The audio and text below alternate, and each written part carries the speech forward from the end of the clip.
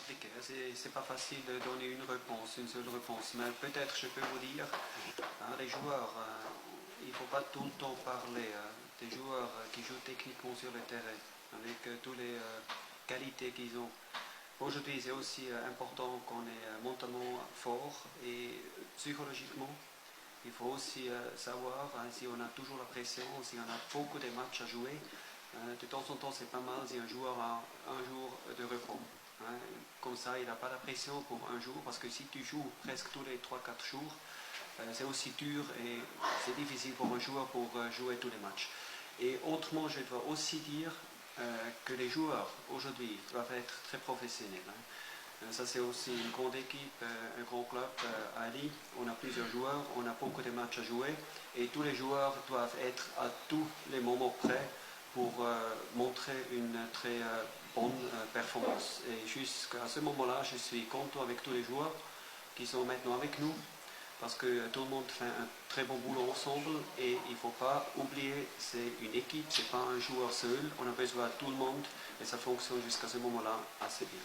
والحقيقه الاجابه معقده شويه عشان يجاوب صعب يديك اجابه سهله للسؤال، لازم يشرح لك اكتر ان اللعيبه بتنزل الملعب لازم يكون ذهنيا مركزين فنيا وخططيا كل يوم دور، بس يكونوا ذهنيا ومركزين في المباراه، وما ينزل بيبقى اليوم لما يجي دورهم يقدروا يأدوا بشكل كويس.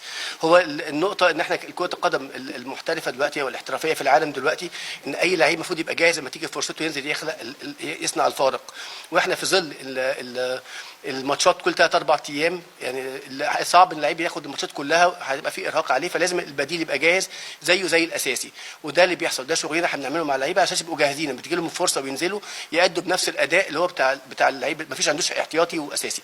عشان كده بيقول لك اللعيبه كلها بيشتغل معاهم بنفس الشكل عشان بتيجي فرصته يقدر ينزل ويأدي كويس في المباراه. كنت حابب اسمع مشاركه حسام عاشور من المباريات اللي جايه وممكن برضه اصابه رمضان صبحي امتى هيرجع Juste savoir la situation de Hussam Achour, est-ce qu'il va participer au prochain match, et la situation de Ramadan Sobhi, sa blessure, quand est-ce qu'il va commencer à participer au match? Alors, le prochain match va être vendredi prochain. Alors, comment je peux vous dire maintenant si un joueur va participer ou pas? Il ne faut pas discuter des noms, mais ça, je ne peux pas vous dire maintenant, parce que ça, je vais annoncer même à l'équipe un jour avant le match, parce qu'on a encore des entraînements, il faut regarder plusieurs choses pour faire la sélection. Et Sobhi, c'est prévu qu'il va s'entraîner avec l'équipe les prochains jours. Je ne peux pas vous dire demain, après-demain ou peut-être encore 1-2 jours plus tard, mais c'est prévu qu'il va bientôt être en retour. هو السؤال كان عايزين نعرف موقف حسام عاشور هيشارك امتى، يعني هيشارك الماتشات الجايه ولا لا، واصابه رمضان صبحي امتى هيبتدي يرجع للعب للتدريبات. فالاجابه الاولانيه وقال لك بالنسبه اول الماتش الجاي ده هيبقى ماتش المصري يوم الجمعه الجاي، فصعب من دلوقتي اقول لك مين اللي هيلعب ومين مش هيلعب من غير ذكر اسماء، من غير يعني تحديد اسماء. انا بحدد التشكيل بتاعي اللي هيلعب مباراه الاساسي والاحتياطي ليله المباراه في ضوء التدريبات ومشاركه اللعيبه وحاله اللعيبه قبل كل مباراه وفي ضوء الخطه اللي هيحطها للماتش. فصعب اقول لك من دلوقتي مين هيلعب اذا كان حسام عاشور او غيره هيلعب المباراه دي. اما رمضان صبحي فاعتقد ان هو هيبتدي يشارك اليومين الجايين دول، ممكن يبقى بكره بعد بكره كمان يومين، مش عارف امتى بالظبط، بس حالته في تحسن وهيبتدي يدخل في التدريبات مع الفريق. احمد طبعا اول حاجه عايز اقول لك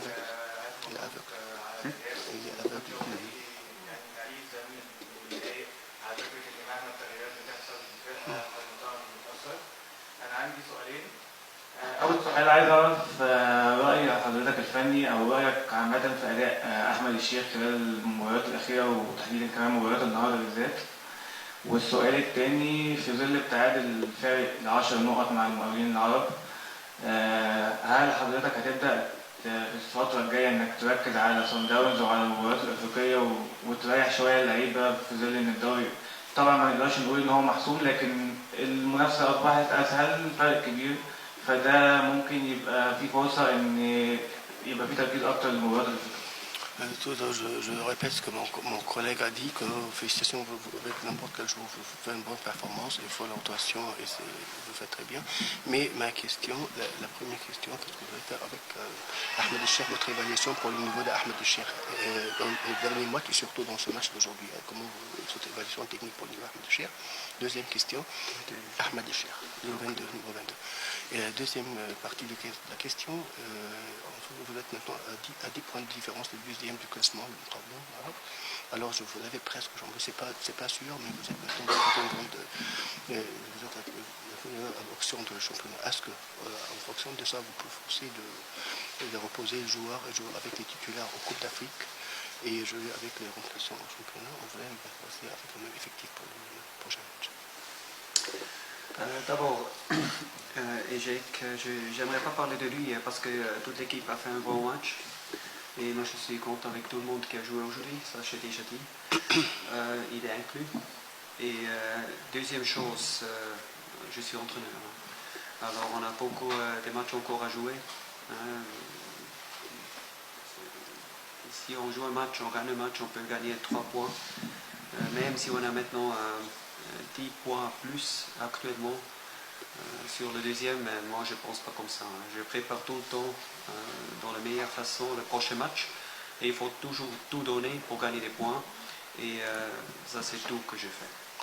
طيب السؤال هو بيحييه على اداؤه النهارده وبيقول زي ما زميله قال ان برغم ان بيحصل روتيشن بيعمل ساعات التبديل في لعيبه بتلعب بيدور لعيبه واللي بينزل كلهم بيأدوا كويس. وهو سؤاله تحديدا على احمد الشيخ. يا ترى ايه رايك يعني اداء احمد الشيخ النهارده بشكل خاص وبشكل عام الفترات اللي فاتت الماتشات اللي فاتت، يعني انت راضي عنه ولا لا؟ ايه رايك فيه؟ تاني حاجه، يا ترى وانت النهارده على بعد 10 نقط من صاحب مركز تاني المقاولين، يعني انت تقريبا بيقول لك طبعا لسه ما حسمتش الدوري بس برضه واخد افضليه كبيره في الدوري، هل ده يخليك تفكر في ماتشات بطوله افريقيا تلعب بيهم بالاساسي وتجرب لعيبه تانيه اللي هو الصف الثاني من اللعيبه في ماتشات الدوري، ولا هتكمل برضه باللعيبه الاساسيه؟ هو بيقول احمد اجابته السؤال او الجزء الاولاني من السؤال، احمد الشيخ انا قلت النهارده ان اللعيبه كلها لعبت كويس وراضي عن لعيبتي، واحمد الشيخ واحد من لعيبتي وانا راضي عنه عن اداؤه النهارده، كان اداؤه متميز زيه زي زمايله. اما بالنسبه لحكايه ال10 نقاط انا ما ببصش الكلام ده، انا ببص ماتش بماتش، كل ماتش ب3 نقاط وماتش مهم، انا كسبان وفارق 10 نقاط عن الثاني بس ممكن الامور كلها تتغير، فانا بفكر مباراه بمباراه وبلعب بافضل تشكيله عندي بافضل اداء في كل مباراه سواء في الدوري او في افريقيا. كان في كلام كتير في الفترة اللي فاتت ان بين مباراتين الذهاب والاياب ماتش سان داونز الفريق ممكن يلعب مباراة ودية مع احد فرق جنوب افريقيا للاستعداد لمباراة سان داونز الاياب. عايز اعرف هل الجهاز الفني بيفكر في الموضوع ده وهل ممكن ان الجهاز الفني يسافر جنوب افريقيا بدري شوية؟ بره الماتش ولا ايه؟ هو باشا بيقول هيبقى صعب عشان بره المباراه مش عايزين. شكرا. Est-ce que vous allez jouer un match amical en Afrique du Sud contre l'équipe de l'Afrique du Sud entre les deux matchs aller-retour contre Sundowns? On a lu ça dans les journaux. Ah oui, mais vous savez aussi, moi j'ai étudié journalisme et communication et des médias. Mais de temps en temps, c'est incroyable. Hein? Qu'est-ce qui est marqué dans les médias. Alors, ça que vous avez demandé, vous pouvez aussi répondre vous-même.